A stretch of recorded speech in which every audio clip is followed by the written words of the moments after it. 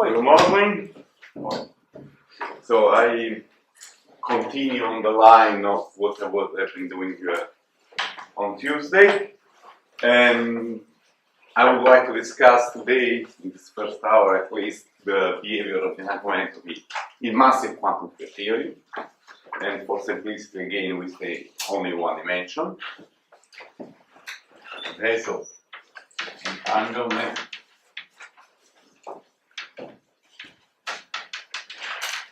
in massive one-dimensional quantum field theory. And there is a quite powerful way to understand the general behavior of the entanglement between two parts of a quantum system. That's called B and A, two infinite spars, okay, separated at the point, let's say, 0. Very important. Okay. Then it's an argument that parallels the famous proof of C theorem in cosmological, and it's very intuitive, and it's okay. Let's see it without too many discussion.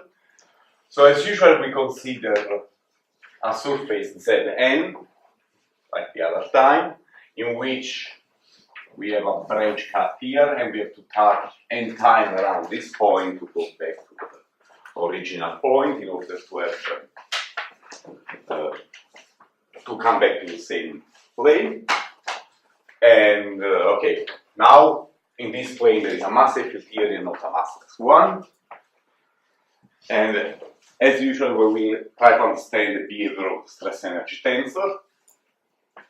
In complex coordinate, we can write the stress energy tensor in this n-shaded Riemann surface in the usual way as T equal the Z component of the stress energy tensor. T bar equal T Z bar. And usually in a conformal field theory, the trace of stress energy tensor is 0 by scale invariance, but not in a massive field theory. So we call theta the trace of the stress energy tensor. That means 4T Z bar is equal to 4T Z bar Z by symmetry of the stress energy tensor. Okay? This is just the usual way of writing the stress energy tensor. Tim will know when you make change of variable from x and y to x plus iy with z and x minus iy with z bar. Okay? In this notation, the continuity equation, conservation equation basically, d multi mu nu equal to 0 are written just like dz bar d plus 1/4 dz the trace equal to 0, the complex conjugate equation.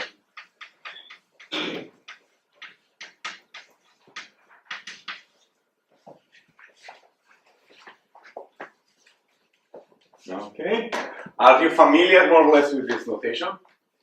I'm just saying this equation are just the conservation equation del mu t mu would equal to 0, and we are summing over mu in this case, so we have dz bar plus dz, okay, dz bar, okay. Now on this n-shaped Riemann surface, there are some complication because the expectation value, even in a massive field theory, on the plane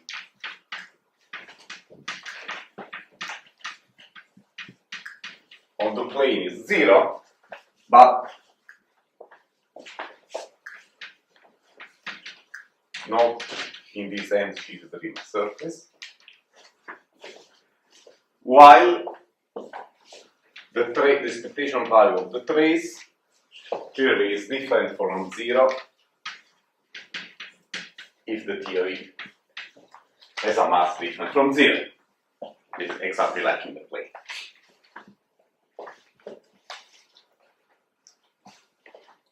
But still, even if we don't have translational invariance at n, essentially the Riemann surface, we can use the symmetry of this Riemann surface to write down a general form for T to insert in this equation. In fact, even if you don't have translational invariance here, you see that you have the rotational invariance, but of an angle of q pi n, not q pi.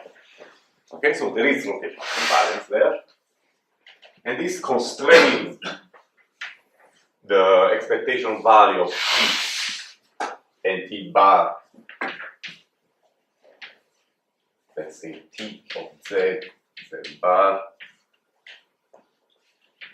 in an Rn, this n-sheeted Riemann surface, should be equal to some function of the distance between the center, Z bar,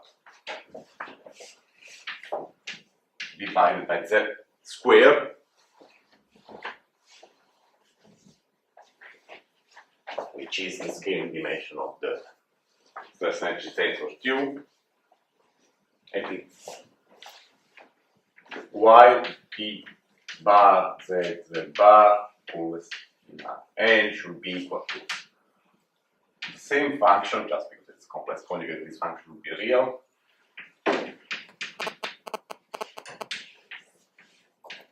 Z bar square.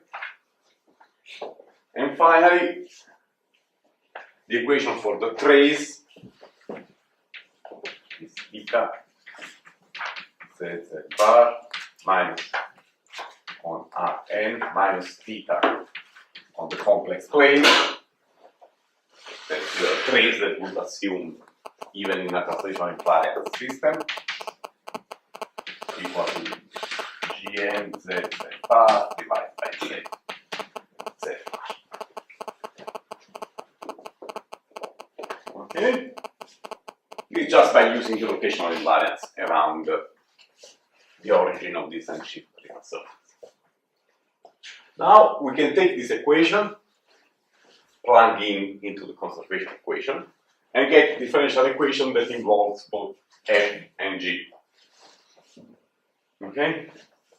So this is simply Z bar fn prime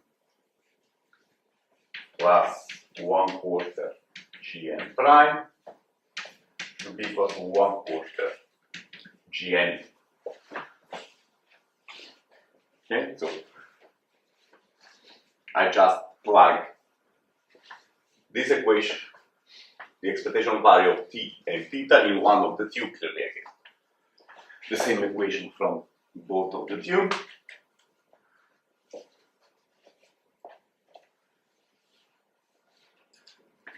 Now, in order to find the sort of solution of this equation, what we should impose a boundary condition at 0 and infinity for f and g. And this just comes from physics. For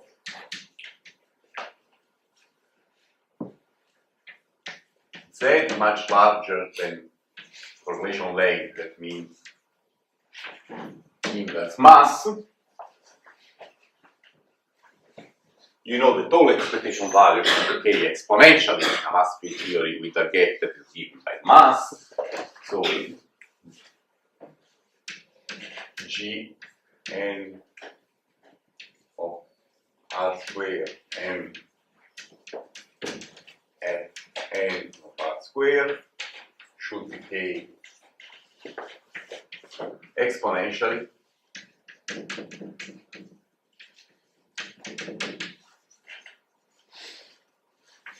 to 0.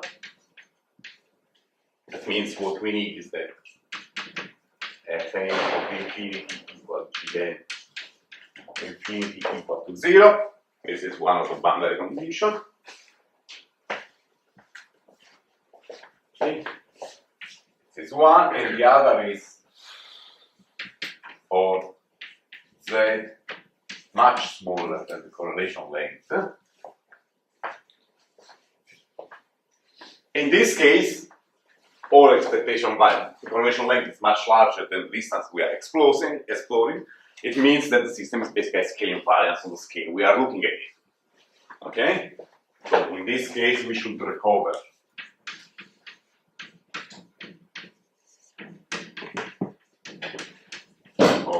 CFT results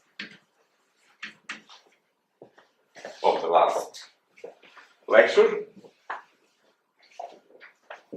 That means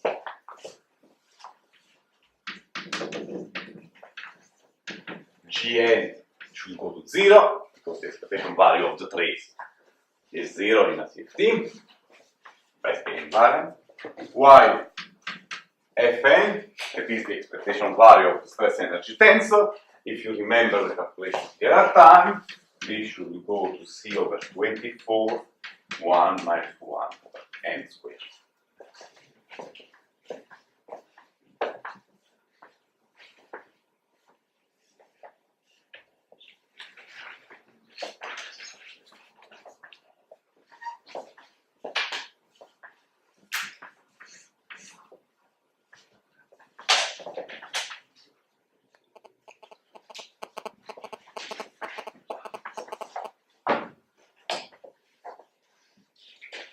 Using this boundary condition, I can integrate this equation.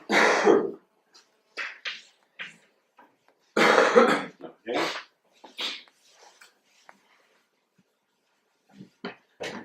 And I can write the integral between 0 and infinity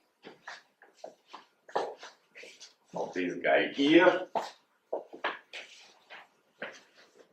That means Gn of r squared dr squared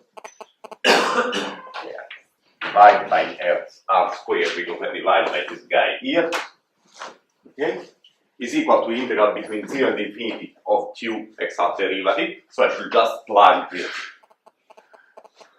the value of the function at the 2 extreme. I get 3 0 and only one guy that is not 0. Okay? And n in 0. Okay? It's clearly at the lower extreme, so we get a minus sign. So this object is minus c over 6, 1 minus n squared. Okay? The 4 here just is eaten up by 24 giving 6. The minus comes from the fact that the integral is between 0 and infinity, and this is the value for 0, so it's the lower extreme of the integral, and we get minus sign. But what is this guy? By definition, Gn is the difference of the trace between the n-sheet Riemann surface and the complex plane. Okay.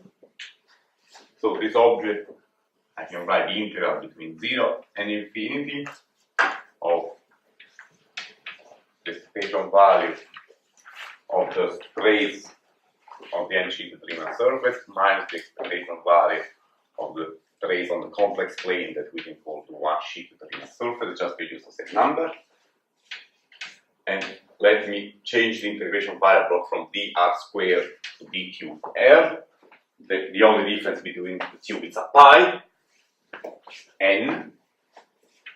This is equal just pi n the result of before. So I get minus pi c over 6 n minus 1 over n.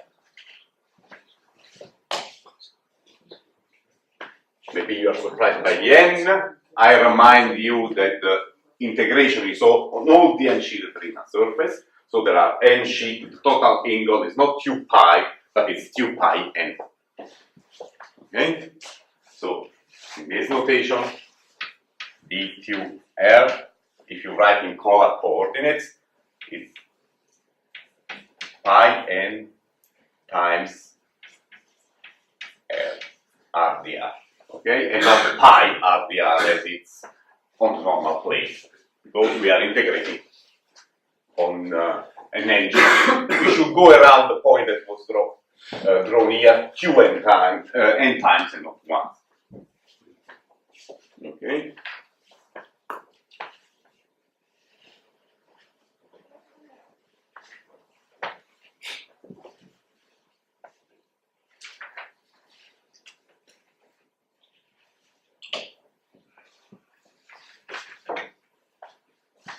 This I can erase.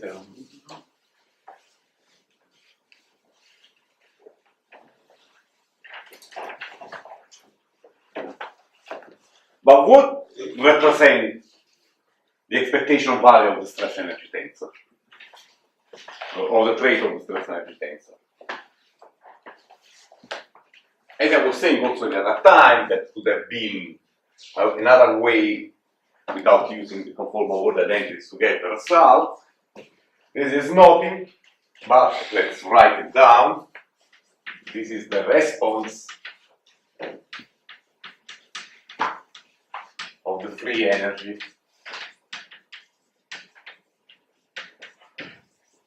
to a scale transformation.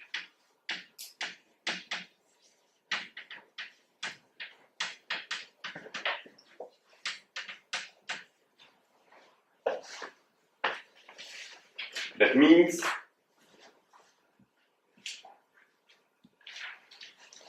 this object here, this integral,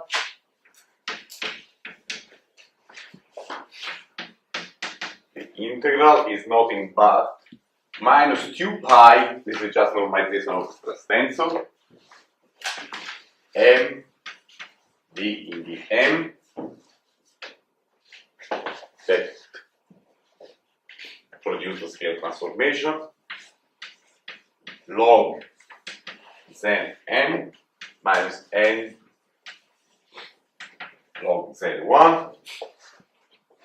Okay, and this should be equal to minus pi c over 6 n minus 1 over n.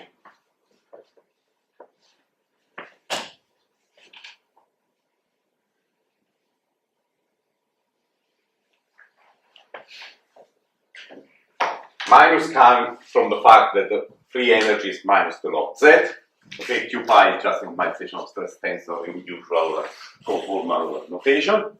It's factor, don't worry too much over that.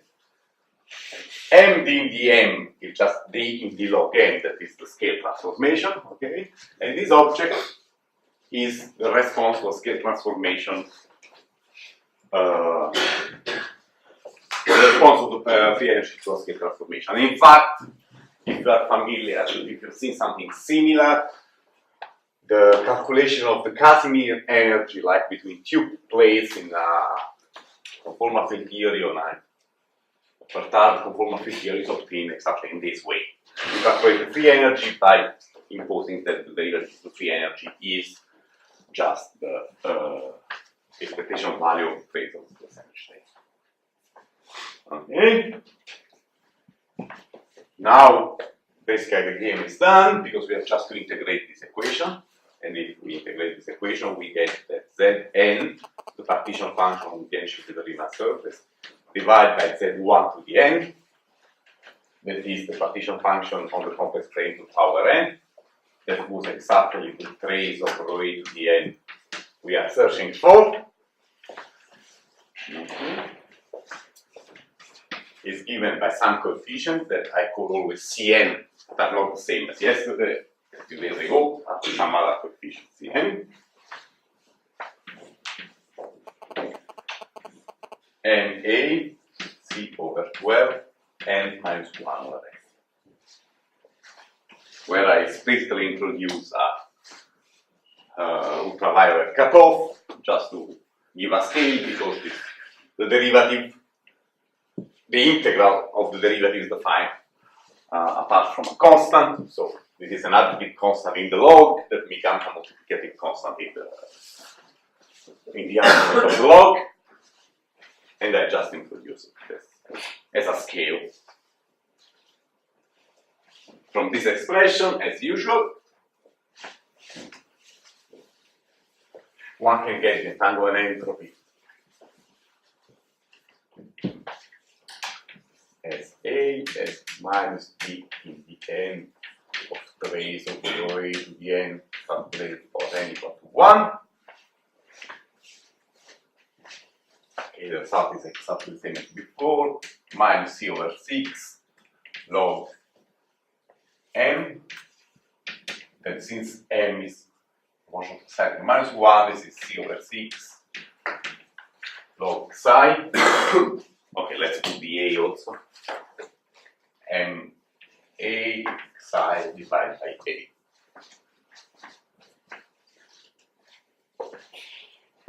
And clearly this object is always positive because everything is defined only for relation length larger than the ultraviolet cutoff, or energy scale much smaller than the ultraviolet cutoff. Okay. So this is the result, as you can see. So if you perturb a conformal field theory with a mass, what you get is that for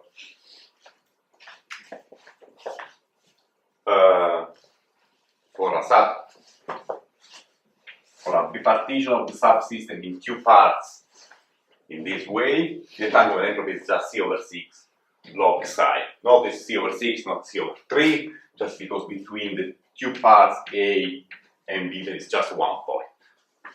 Okay? And in this case, the theory is massive, so the area law is really valid.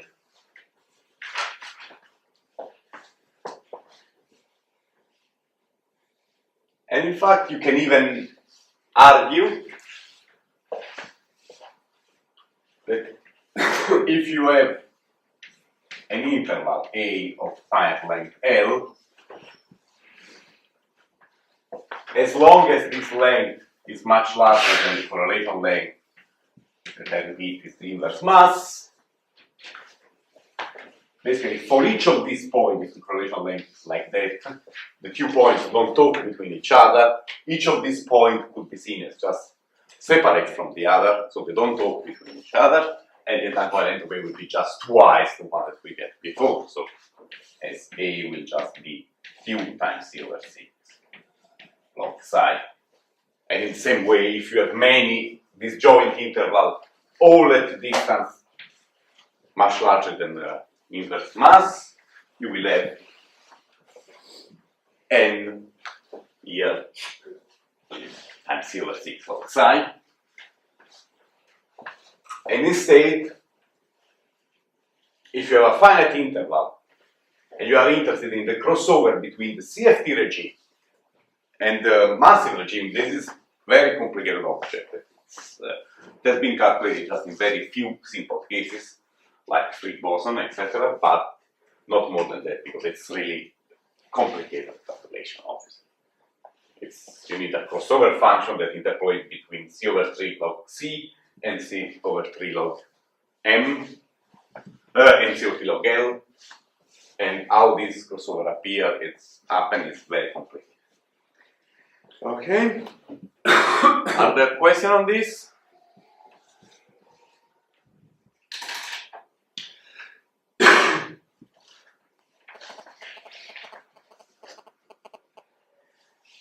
I know this, for the people that know the C theorem and this derivation is very similar indeed. Okay. And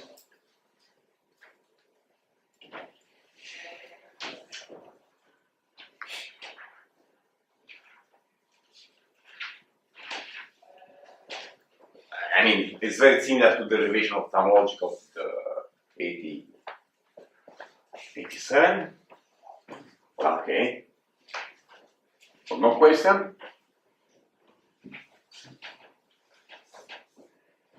I'm always skeptical when there are no questions if it was too clear or too obscure.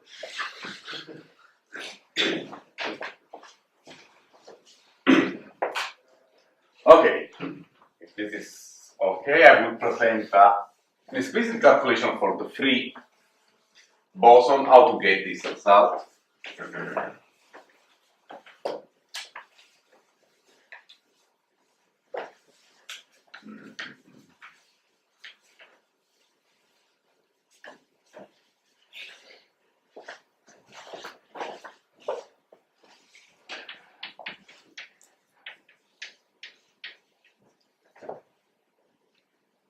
Okay.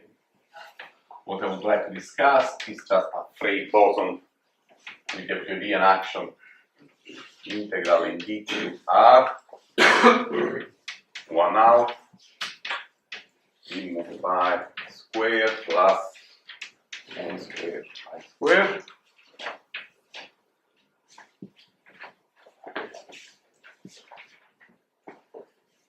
And what I want to calculate is the same thing as before, that means the entanglement entropy between the real negative axis and the real positive axis. And as usual, to do this, we put this action on n-sheeted Riemann surface. So this integral goes around q pi n. And we have to calculate the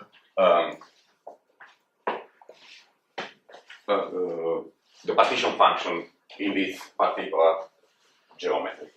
How we can do this? Okay, as first thing one way, that's the one that we use, then probably there are many others, some can be easier, some can be more difficult, but one way is to consider the derivative with respect to m squared of the logarithm of the partition function.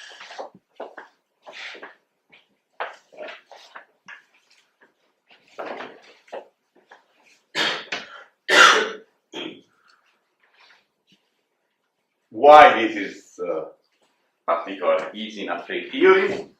Because if you think of the partition function as the path integral, when you make the derivative with the m squared, what happens is just that the integral of phi squared goes down.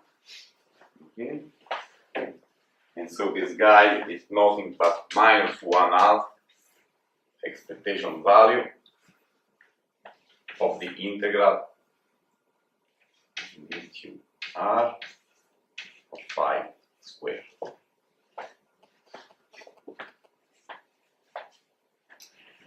The expectation value can go inside the integral if you wish.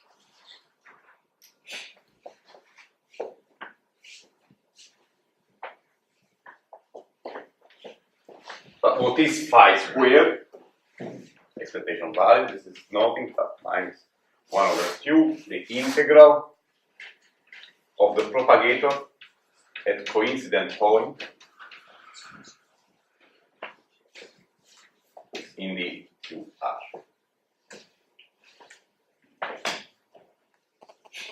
Okay? That means this is just, in a free theory, the only diagram contributing to this guy is this object. Because the theory is free and there is no interaction. You can imagine if you want to repeat this similar kind of analysis in the interacting field theory, the contribution to the free energy, that means diagrams without no legs outside, will just explode. And, okay, you have to cure the divergences and all the things that you've already done in other cases, and this becomes much more complicated. It has been done for a 5 to the 4 theory by Metitsky and such stuff, but it's much more complicated than what I will discuss here. Okay, just to know for everyone, the derivative with respect to m squared of log zn is always given by the integral of the propagator. Maybe you can need it in some other circumstances in a free theory. Okay? So this was nothing new. what was new is to specialize this propagator to the case of the unshielded Riemann surface. So first of all, one should find the propagator of this unshielded Riemann surface. This is given by the equation for the Green function, that is just G and of R prime is given by, as usual, minus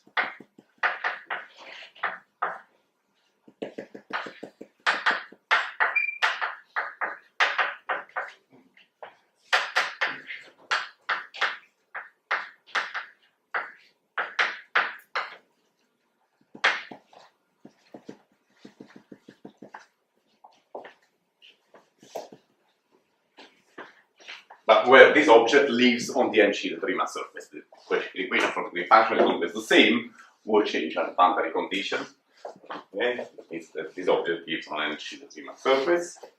And okay, the solution actually can be read from the equivalent problem of free theory in accordion. Okay, and just putting the opening angle to 2 pi n instead of a corner of opening angle smaller than 2 pi, that is what's usually done. And the solution in polar, the solution of this equation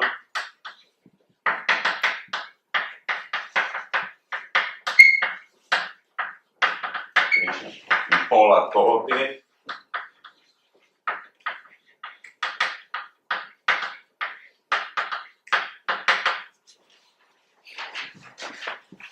is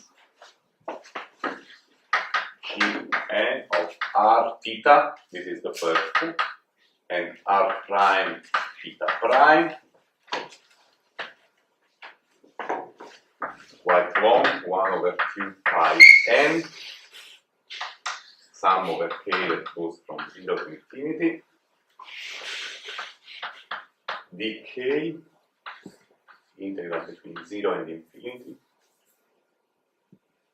lambda d lambda j k divided by n lambda r j prime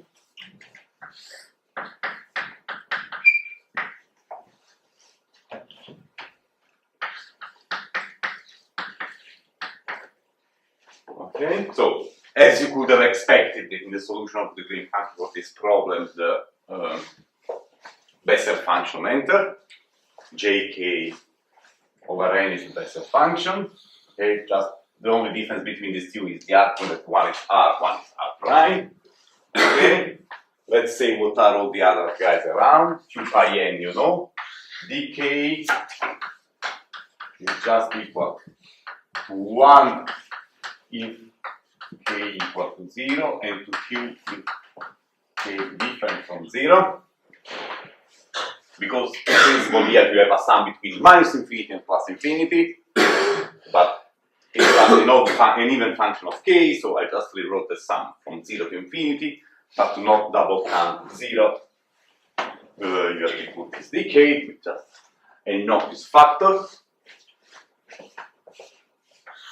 This guy here is the angular dependence of the propagator. That yes, theta prime is just cosine kappa theta divided by n, cosine kappa theta prime divided by n, plus the same thing with the sine.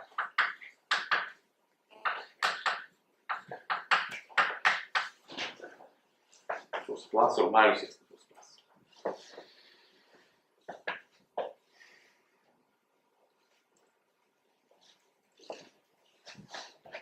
And now, of this expression, we need the value at coincident point, because we have to put that coincident point, and we have to integrate over everything.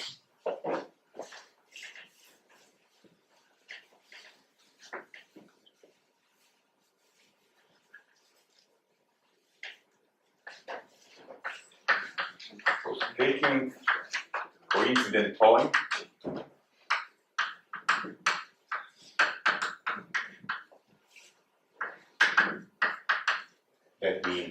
r equal r prime and theta equal theta prime.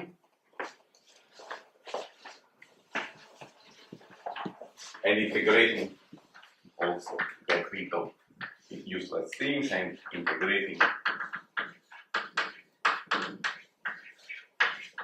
over theta. One get Gn of r, where I drop all the other dependent, is equal to sum over k that goes from 0 to infinity, dk ek over n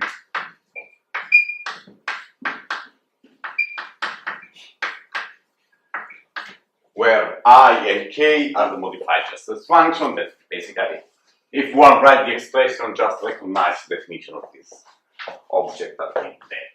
Okay?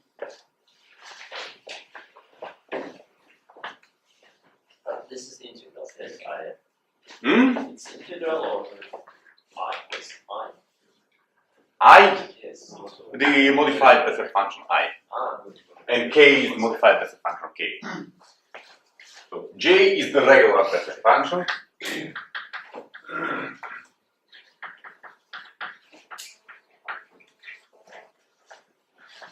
These two guys are modified Bessel.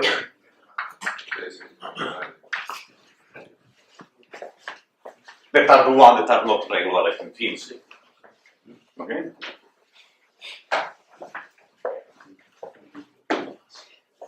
But now there is clearly a problem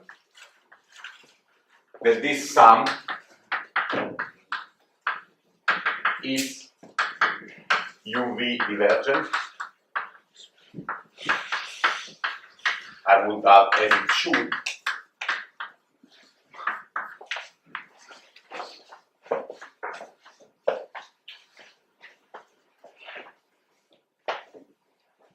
Okay. When you say integrating over theta here, this calculation you've done is for Gn living on the n sheet. Yes. So That's on the plane. We know the propagator. putting it on the I think you recognize the propagator here of the guy.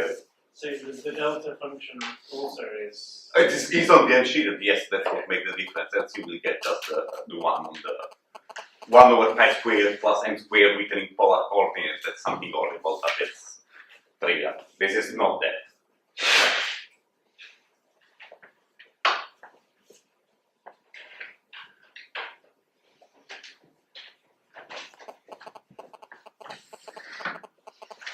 Let's ignore this UV diversion. And let's just plug this expression into the integral where it should go, invert the sum and the integral as we always do, and see what happens to this. So, the expression that is still written there is minus d in dm squared of log Zn is equal to 1/2 integral in dq r g and r. Now I plug this expression into this, exchange the sum and the integral. 1/2 sum over k of dk integral between 0 and infinity of dk and r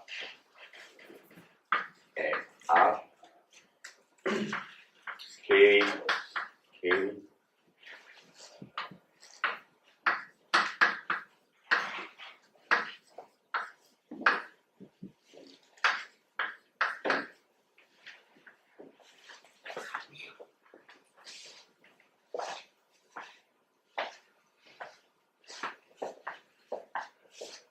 This integral can be done easily. If you don't believe me, just give to Mathematica, read it yourself. But actually, it's one of the completeness relation of this function. That's why it's easy.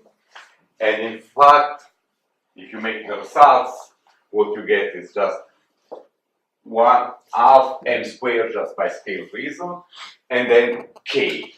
So this sum is equal to 1/2 sum over k of dk. No, let me put all the factors. 1/4 n m squared sum over k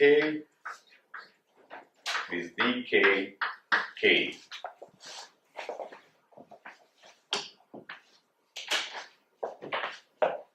Which is pretty infinite. The sum of 1, 2, 3, 4, 5, 6, 7, 8, 9, 10 diverges, as it should again, but I guess someone already starts smiling because knows where I'm going.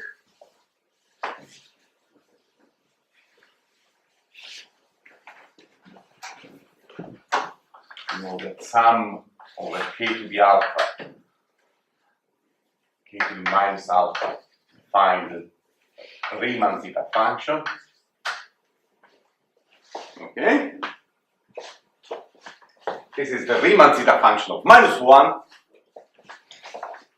We go to the book and check the values of the Riemann zeta function. -1, I have twice that, and this makes -1/6. So we just say sum over k dk is -1/6. So this is a sum of positive number, very big that diverges. The result is a negative number. Okay? But as far as I know, this trick was first invented in string theory, so people here should be really happy of doing these things. And if we buy this sum, we get that minus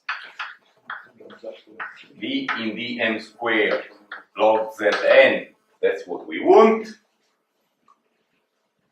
is just -1/24 n m squared. Okay?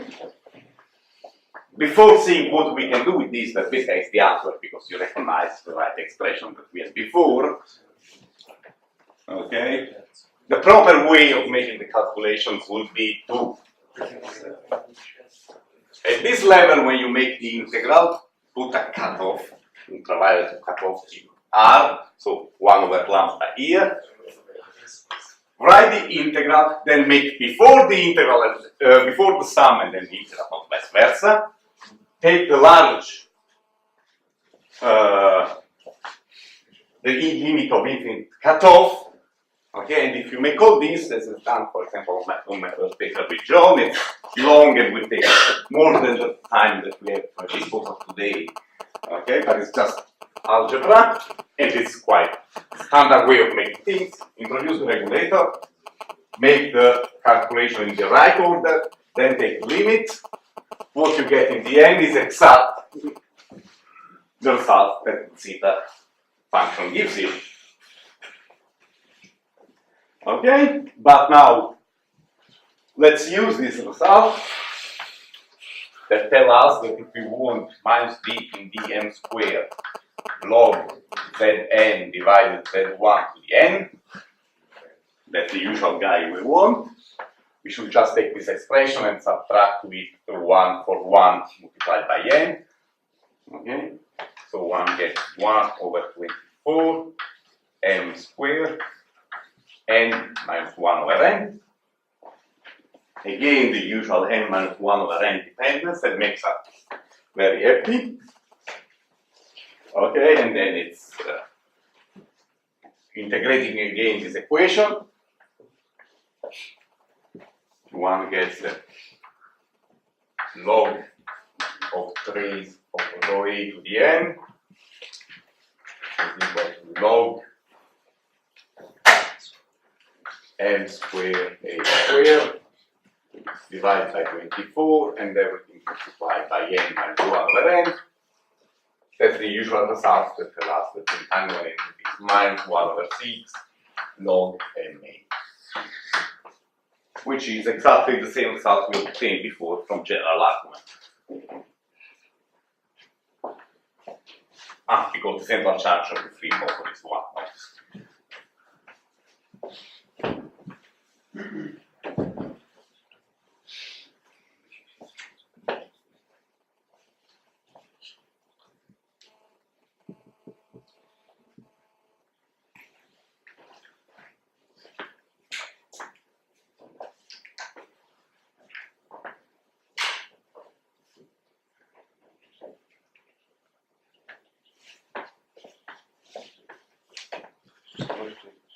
Other questions?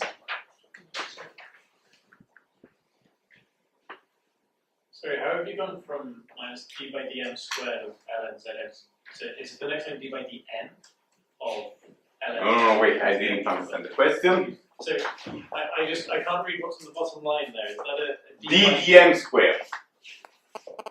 d by d mass squared? Okay. Yeah, because from the action, in order to get the expectation value of phi squared, you have to derive what multiply phi squared, that's m squared. Okay, so this is now the way is rather different. We didn't use transformation under scale of things. We just take the definition from the action. We just want the partition function. It is quite standard. The partition function you always obtain by deriving without with respect to what multiply the things that gives the propagator. Okay, that can be the mass.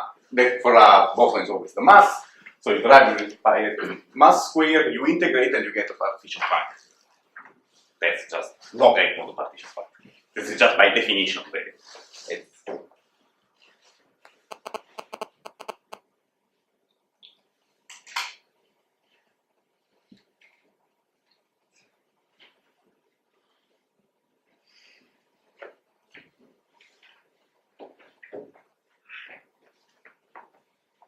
Yeah, and notice that the two things that I've shown here are completely different, are just based on completely different.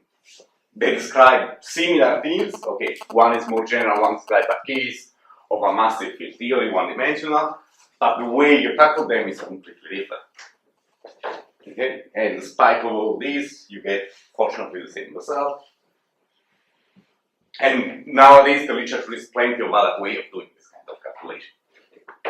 Showing all of them will be long again.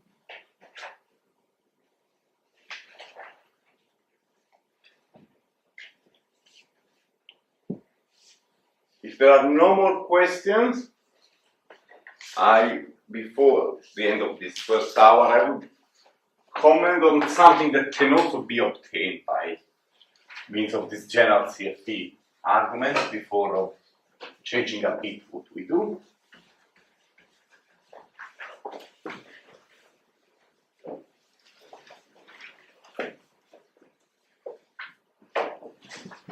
And this concerns the so-called entanglement spectrum.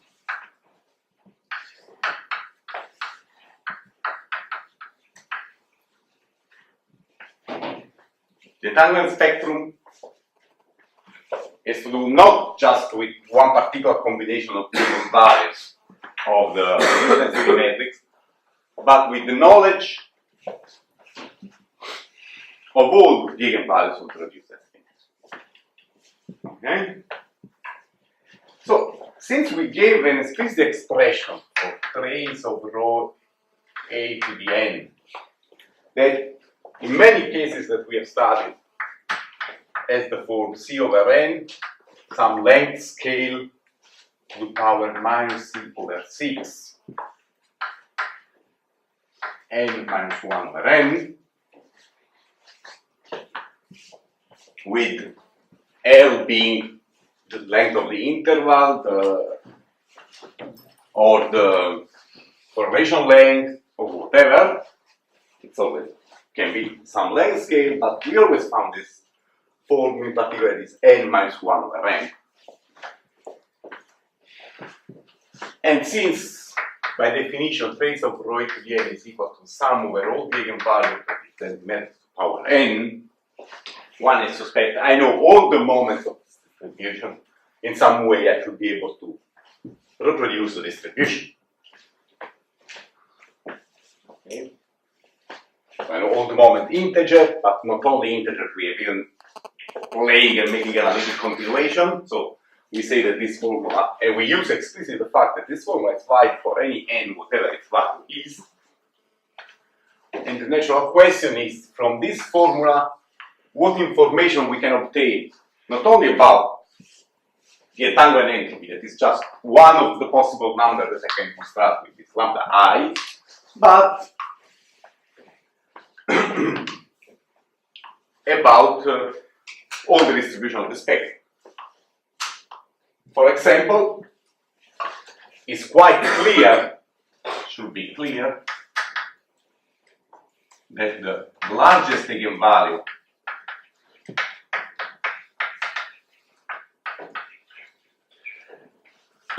of rho A must be connected with the limit n that goes to infinity.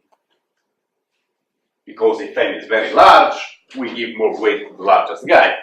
Okay, if there are no degenerations, etc., the limit n that goes to infinity should just give the largest eigenvalue. And in fact, if we take this object one obtain the minus log of the maximum eigenvalue is clearly C over 6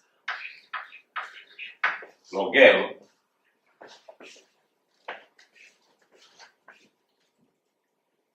By taking the limit n that goes to infinity, 1 over n is much smaller than n, we are just left with C over 6n. Okay?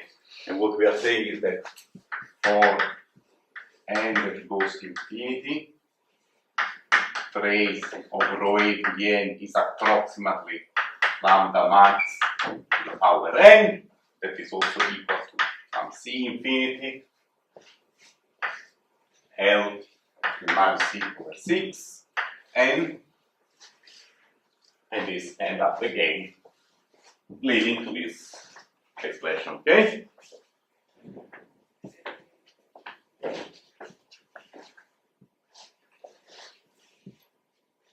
So this is already a very simple and trivial information that is contained in this formula, more than just the entanglement state. But actually there is much more. Sorry, you have a constant, not Log plus constant. Even the entanglement is always defined plus a constant. In that sense. No, it means infinity. Yeah, log of C infinity is the constant. Do you know the behavior of C infinity about large n? Do you know the behavior of C infinity? It's staying finite.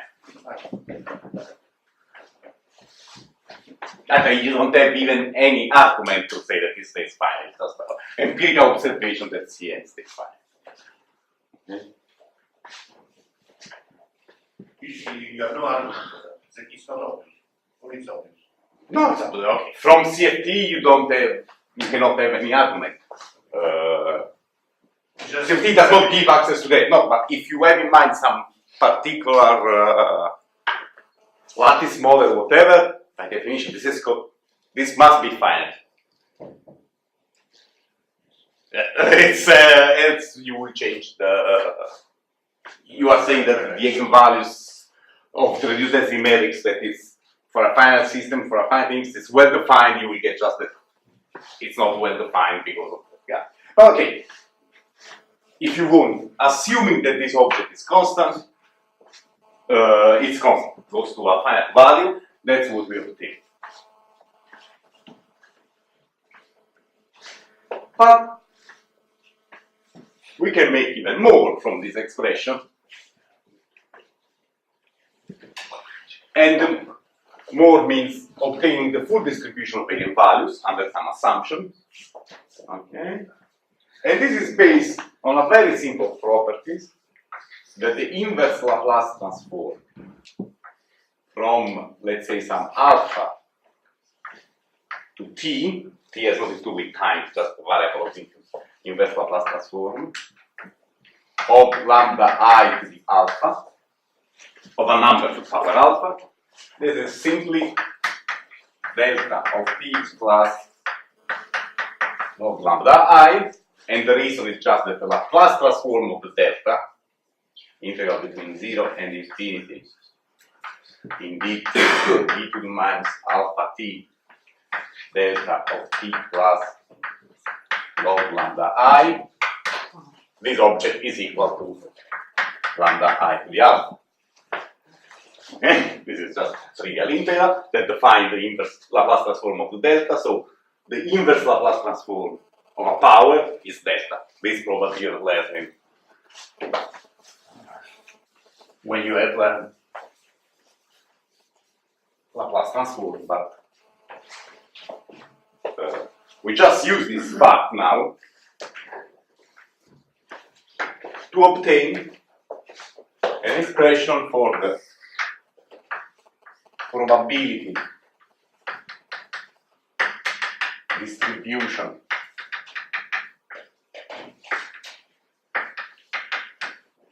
of eigenvalues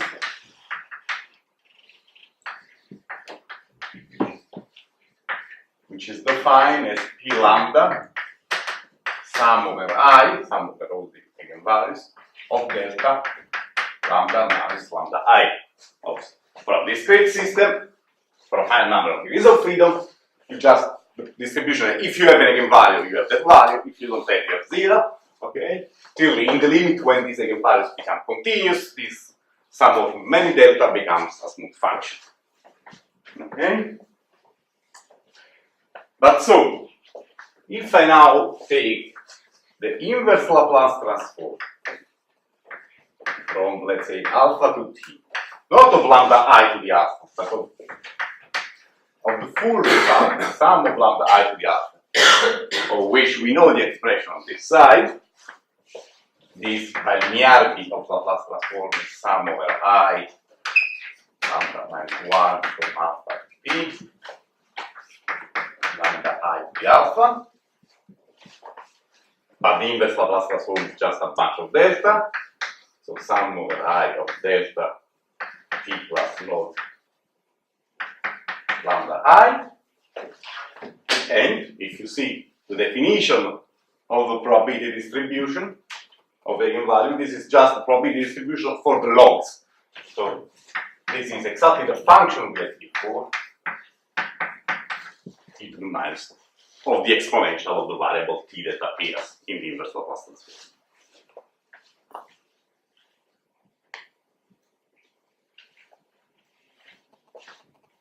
So this is the probability that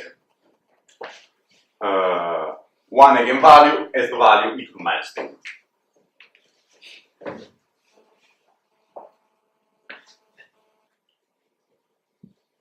So in general, from trace of rho e to the n, we give an expression by making inverse Laplace transform. This is some general things. It's not even this is not something we discovered. That it's known that from the moments of a distribution, by making inverse Laplace transform, you can just get the full probability distribution in case you are able to make the distribution, the inverse Laplace transform.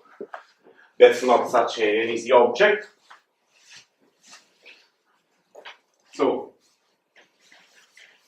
what happened in our case?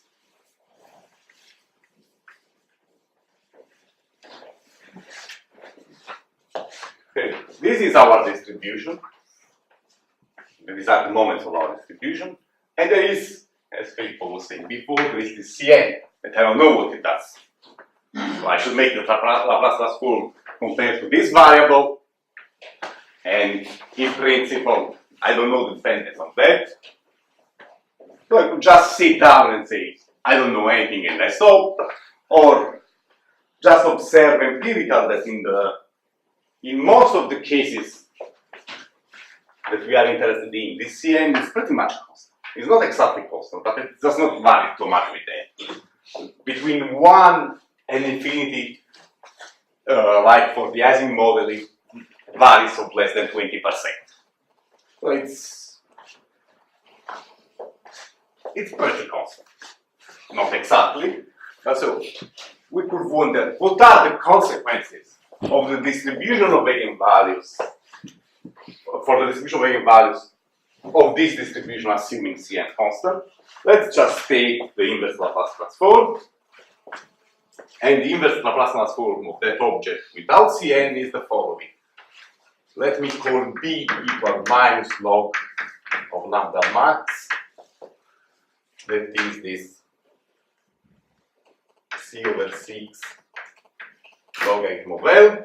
If we make the inverse Laplace transform, we get P lambda after taking also the log here, delta of lambda max minus L plus B theta of lambda max minus L divided lambda square root of B log lambda max divided L. Again, a Bessel function U1 of Q square root of B log lambda max divided by lambda.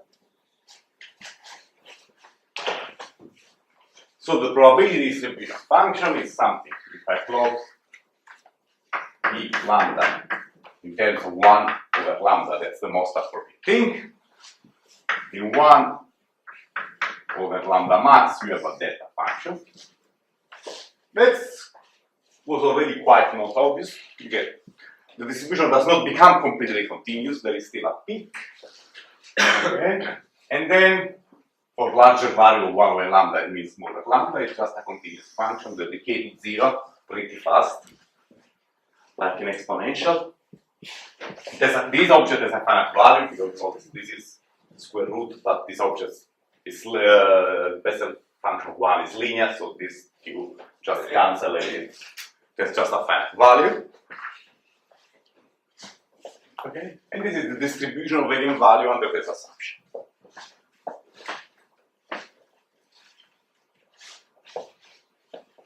By the way, it's worth mentioning that many numerical methods used to study one dimensional and even more than one dimensional quantum system work except on the fact of truncating the spectrum of the reduced density matrix. Like what typical algorithm does, cannot take on the computer infinite eigenvalues of the reduced density matrix, should keep some number that is called chi, possibly quite big. Okay, but what they do, they truncate this object to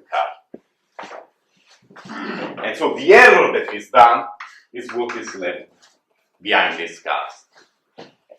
And in fact, estimating this error, people were then able to show how, even if the algorithm is completely something numerical and has nothing to do with, it's really optimizing something on your computer, the error that you compute, since it's given to this distribution, is only connected to the central charge. It has an error that you would imagine is something that not such nice thing to study theoretically, or cannot be some nice universal behavior. No, the error is connected in a universal way with the central charge of the underlying conformal. Okay? Just because the distribution here, as you see, depends only on the central charge. There is lambda max and B that are just funny combination of the central charge. And actually, and I conclude then we make a break, there is an even nicer function to be written down, that is the number of eigenvalue smaller than lambda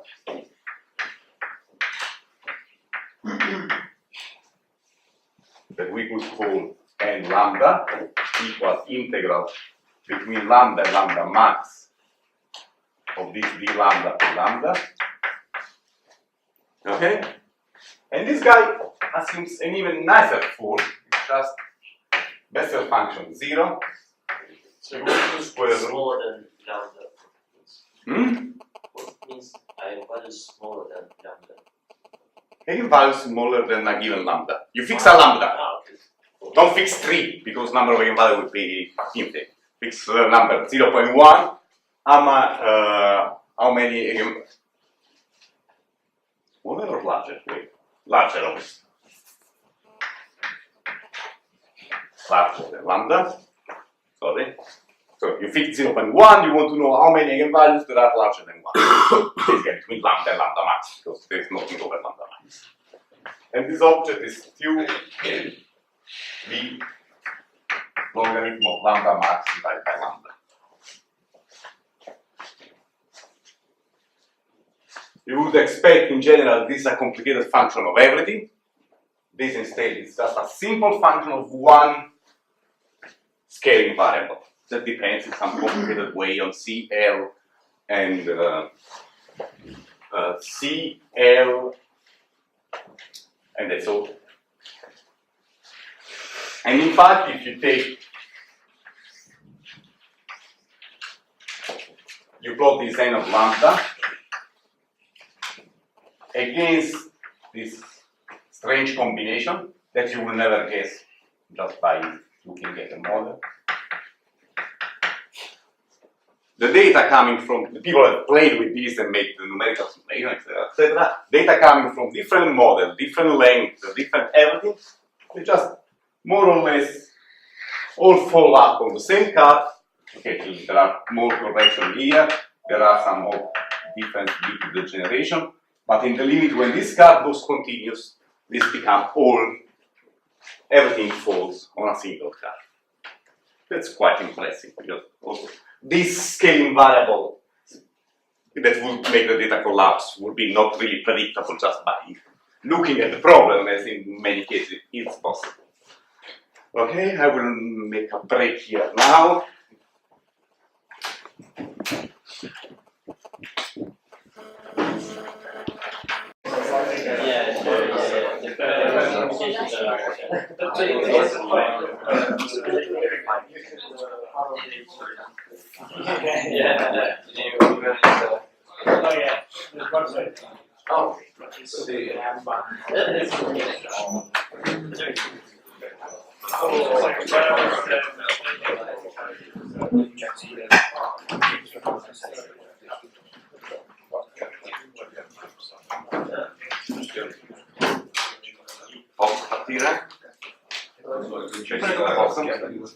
Okay, so I apologize if in the first half I was longer than predicted. I will be shorter in the second to compensate.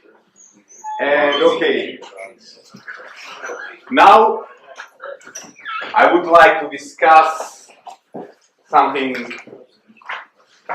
what we learned from entanglement and entropy in out-of-equilibrium situation, giving a couple of examples, not only in this half an hour that's left today, but also in next lecture.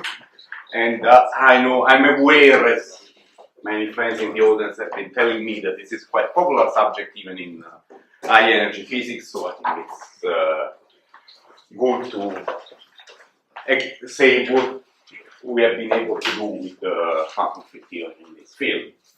Okay? So in the typical non-equilibrium situation that we consider is what is known as quantum quench.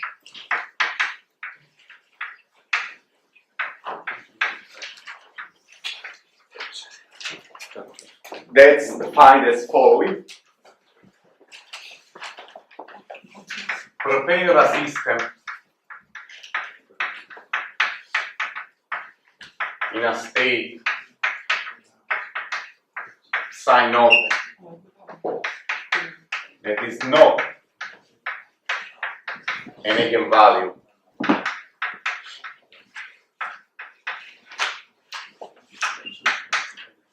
of the Hamiltonian.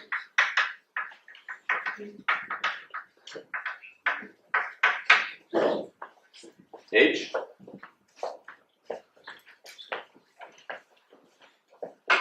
And then for time t greater than 0, let it evolve according to quantum mechanics. That means the state at time t is equal to e to the minus e h t psi naught.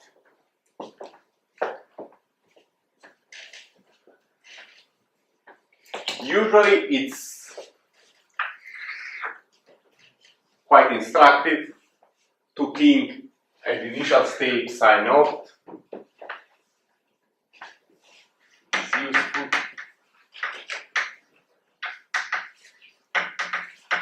To think at psi naught as being the ground state of another Hamiltonian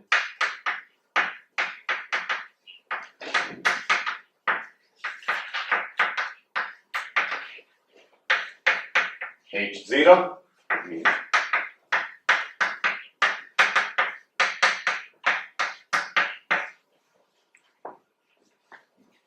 which differ, and H naught and H differ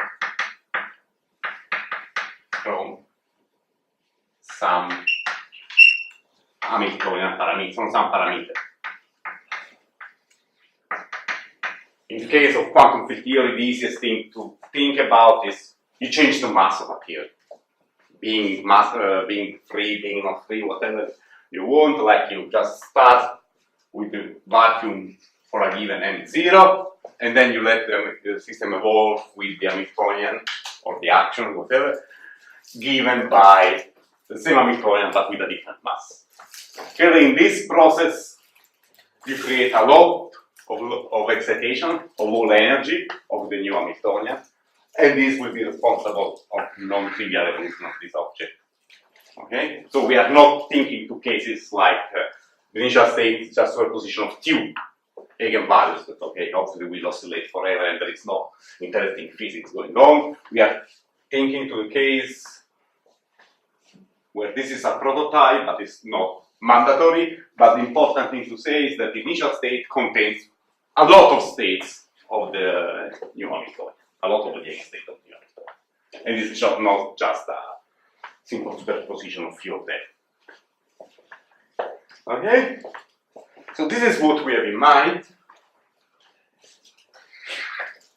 And in this problem, we would like to see what happens in entanglement entropy after we do this. Why this is interesting at all. Okay, we would like to see, but we're given interpretation just a posteriori of why all this is interesting.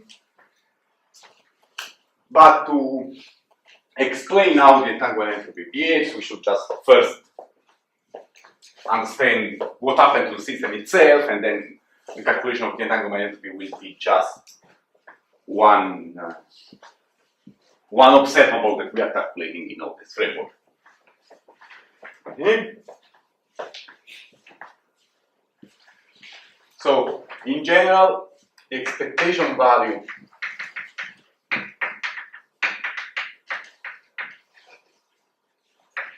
of a bunch of local observables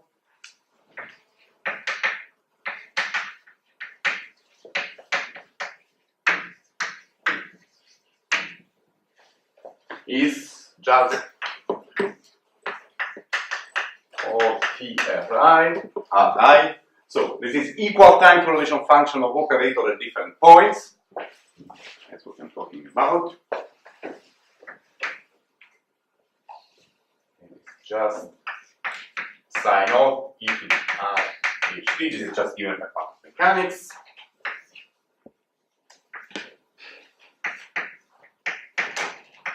With this notation, I mean that there are more points that enter into this expectation, like it's a correlation function of whatever you want.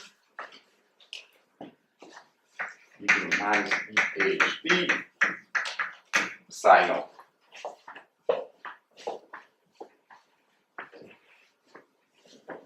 And this is just what we will write down from quantum mechanics. Okay, you can put evolution of the operator, the evolution of operator on the operator itself, and you get Heisenberg picture. You can put in the other side, you get Schrodinger. You have heard all of these. But here we would like to use quantum field theory to make this same game. And this is very complicated. For doing so, we first of all introduce a regulator.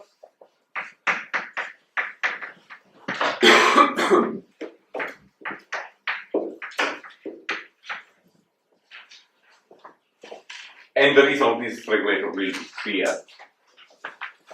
later on as well. So, all the Ri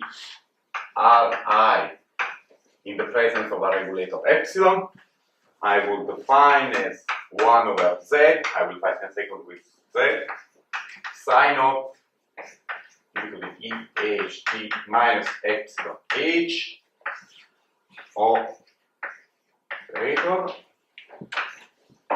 equal to minus e h t minus epsilon h psi naught, and the partition function z is just psi naught e minus epsilon h q minus epsilon h psi naught, to guarantee that the expectation value of the identity is 1. Okay, if we don't have that, the expectation of the identity is 1, it's not something nice.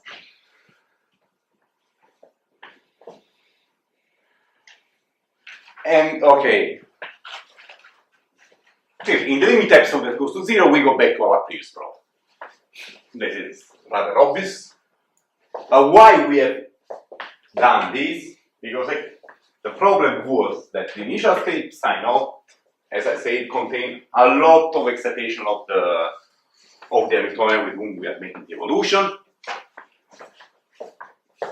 and there is nothing that cut off the really high energy states that will oscillate a lot and just make dynamics very complicated and will cause ultraviolet divergence. So the role of this guy, epsilon, just cut off high energy modes to a finite expression during our calculations. Okay? So we put it by n. Then we will try to take the limit epsilon that goes to 0 and try to interpret the result, what does it mean. But at this point, these are completely justified operation. We put this guy and then we want to send it to 0. And we get back to the original one.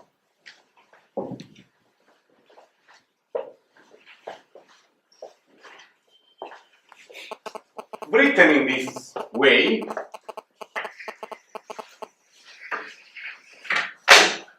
we can write down a path integral expectation for this object. Let it write down.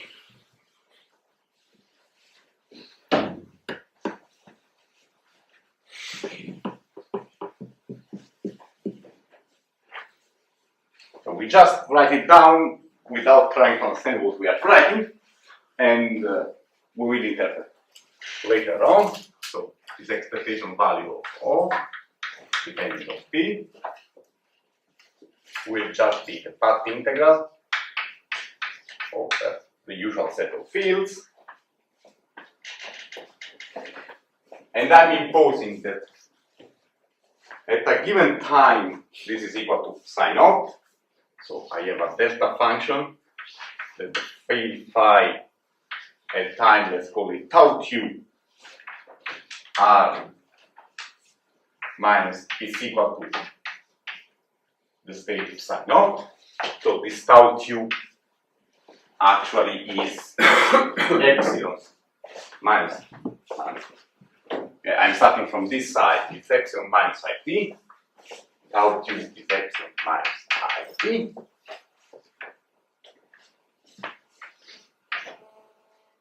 Then, so 0 is this time. I start from psi naught. I evolve for time epsilon minus it. I arrive to O.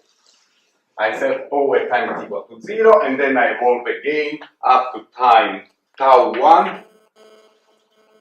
Okay, phi of tau 1 comma r. That should be again equal to psi naught. And this tau 1 is equal to minus epsilon minus it. there is the operator inserted with time equal to 0, so this is like Schrödinger picture. The operator does not move, and the average should be done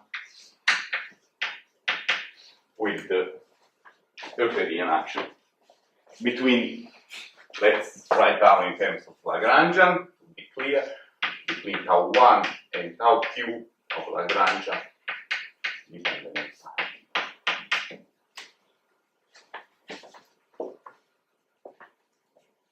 Obviously, this expression will make sense as long as tau 1 and tau 2 are real numbers.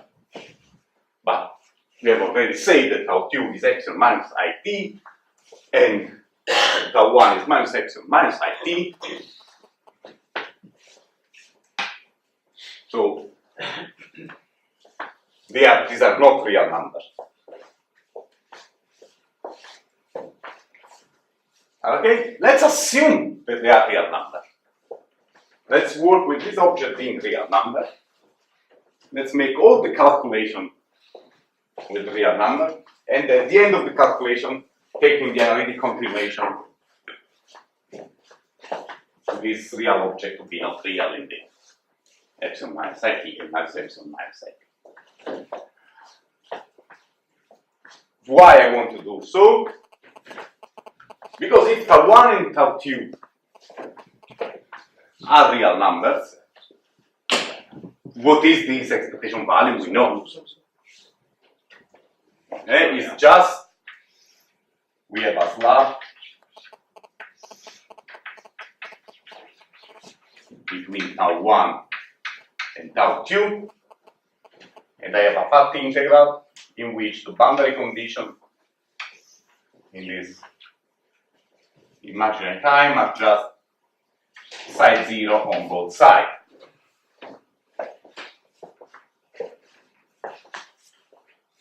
So if we buy this analytic continuation, possibility of making an analytic continuation, we just end up in an equilibrium problem in which the initial states actually play the role of boundary condition, and in particular you notice that there are two initial state, two boundary condition.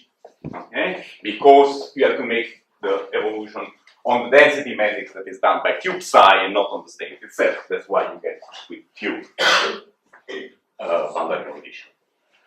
Sorry, Yeah? the sign is not clear to me. Epsilon minus it. I put minus. This is minus epsilon minus it, okay? This would be, you should see it as psi naught for sure, or psi naught e to the minus tau 1 h, e to the minus tau 2 h. Correct? And if we make this, I got exactly this size. Okay? In Euclidean time, the expectation value on the slab will be just the thing, e to the minus tau 2 h, e to the minus tau 1 h. So tau 1 is minus epsilon minus it. No? Okay, I use the opposite convention, I guess. So, but let's invert them. If I use this convention, is epsilon plus it, and on the other side is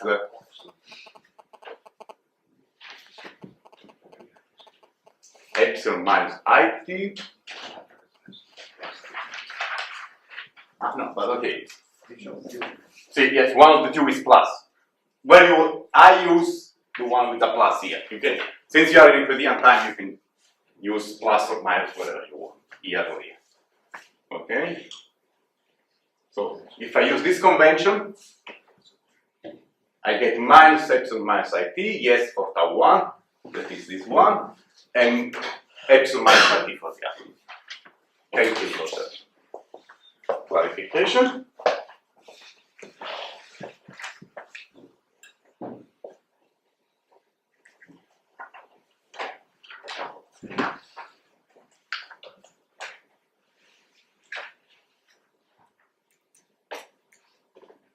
One of the two tau is negative. Yeah. Okay. But in fact, tau 1 starts from minus epsilon, minus IT, and this is F minus F. Minus epsilon minus T, epsilon. Zero is 0 is the operator. The operator O is inserted in 0. That's why this is the way you recover Schrodinger picture, by putting that the operator is in 0. Okay, so actually there are a bunch of operators. That would just mean Ri here in the middle of the script. There is tau 1 that will correspond to minus epsilon minus IT, and there is tau 2 that will correspond to epsilon minus IT. So this is the thing that we want to do. But what is the width of this lab then? Is the difference between these two guys. So the width of the slab is 2 epsilon. And you can see immediately why you need this epsilon. If I would not have put epsilon, I would have end up in a slab of 0 width in which the operator just moving imaginary time. In the imaginary part of this plane, that means really little. Okay, so the imaginary time is here.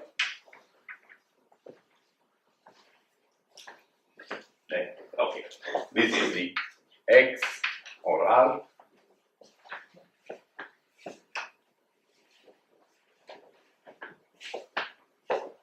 This object starts looking quite strange.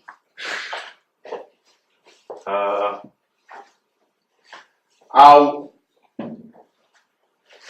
can we make it a bit more meaningful? And for doing so, we should understand what we are trying to do.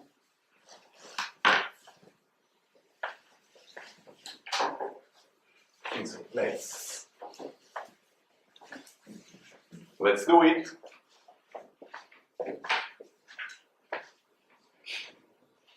What we would like to study with quantum field theory, that's the only thing we can study with quantum field theory, describing a problem, for example, well defined on the lattice, is we want to consider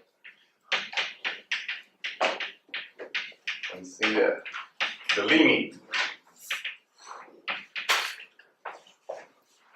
when time and all distance I minus Rj that appear here are much larger than all other length scale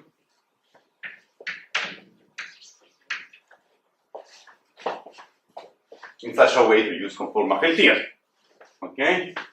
So this expression cannot be valid for arbitrary time and arbitrary distances as an equilibrium. Okay? So the only chance where this object may have an application is this one. But now,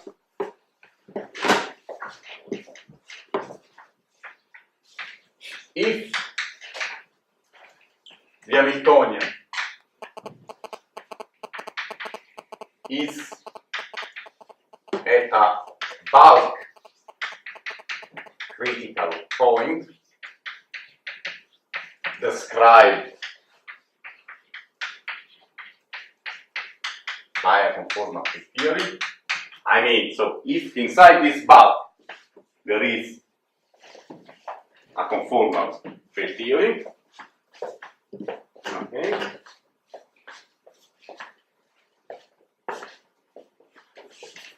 then clearly the bulk properties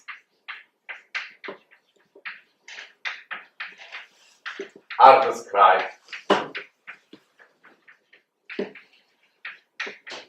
by this theory.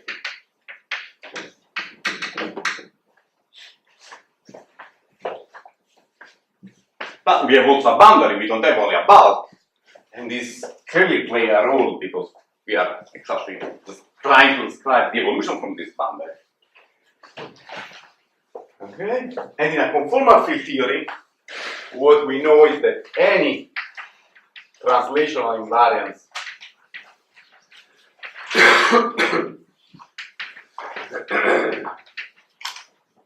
boundary condition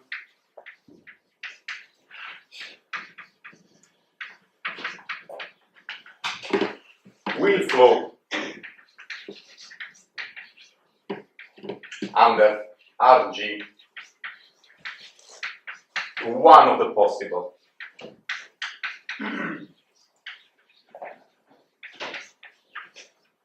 boundary conformal field. That means boundary that are also conformal on time. I'm sorry, could you explain why at critical point, if you have CFT, then it works for any point? What No, at critical, you need a critical point that is described by a CFT. Yes. Okay, that's not. Yeah. There are critical points that are not conformal invariants. Okay, so I'm saying if you are at this bulk critical point, then the properties of the bulk can be described by a CFT. Okay, this is obvious. If you are at a critical point, like one-dimensionalizing model, at a critical point, this is in the. If I take with no boundary condition, nothing, the properties of this critical point will be described by CFT. Yeah. That's what I say. But what I stressed here, the fact that we are talking about bulk, but now we don't have only bulk, but we have boundaries. And we should understand what this boundary means. No, but the second line, it means that now we are not at the critical point, yes? This is... No, we have. But then... It's No, I'm saying, because you have in the bulk here an Hamiltonian that is translational invariant, that is critical, conformal, okay? Yes, But you have some boundary. yes. And I'm talking about boundaries now. So, inside, there is always a conformal invariant field theory. The boundary, since it's the states from which I start from, since I don't know it. No, I'm not talking about the boundary. Just what's the difference between this if Ash is at bulk critical point described by a CFT? What's the difference between that line and the second line? Bulk properties are described by this CFT.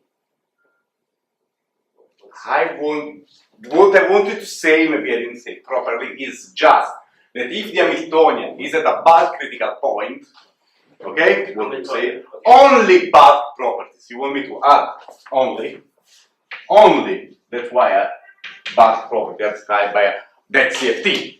Then I see what happens to the boundary. Yet. Sorry. And that's why it is bulk. For sure, on the bulk there is no doubts on what is going on. Okay? This is obvious. What is not obvious is what happens to the boundary. I'm starting from a state psi naught, that in principle can be whatever, most probably the ground state of another Hamiltonian, not conformal probably, and hopefully this Hamiltonian will be translational invariant, and the translational invariant is not broken spontaneously, so its ground state will be translational invariant. So if this happens, what I'm telling is that any translational invariant boundary condition that will be the ground state of the other Hamiltonian from which we start the evolution from, this psi naught that is here, will flow under Rg to one of the possible boundary conformal states. What does it mean, this expression? That always have in mind the one-dimensionalized model. Okay? The one-dimensionalizing model is characterized by a parameter h. If this parameter is larger than 1, you have a ferromagnet. Else you have a paramagnet, sorry, the opposite. Paramagnet, ferromagnet. Okay? But sir, in one dimension there's no One-dimensional plus quantum. Okay, but in that normalizing model has its Yeah, but this is quantum. I'm talking about a quantum model in one dimension. Okay, 1 plus 1 dimension. That corresponds to two-dimensional classical Ising model. This is the Hamiltonian of the model I have in mind, that is known to have a phase transition at h equal, let's put j equal 1, at h equal 1, as a phase transition between a paramagnet and a ferromagnet, okay? And what I want to do, ideally, would be to understand the evolution at the critical point from a state that comes from here. Okay, so I take a point here, I let it evolve with the Hamiltonian with h equal 1. This is the ground state of this Hamiltonian. I let it evolve with h equal 1, and I want to understand the evolution of this state. This state here, obviously, is something defined on the lattice, etc., that has little to do with conformal field theory. Okay, so I have problem in putting this guy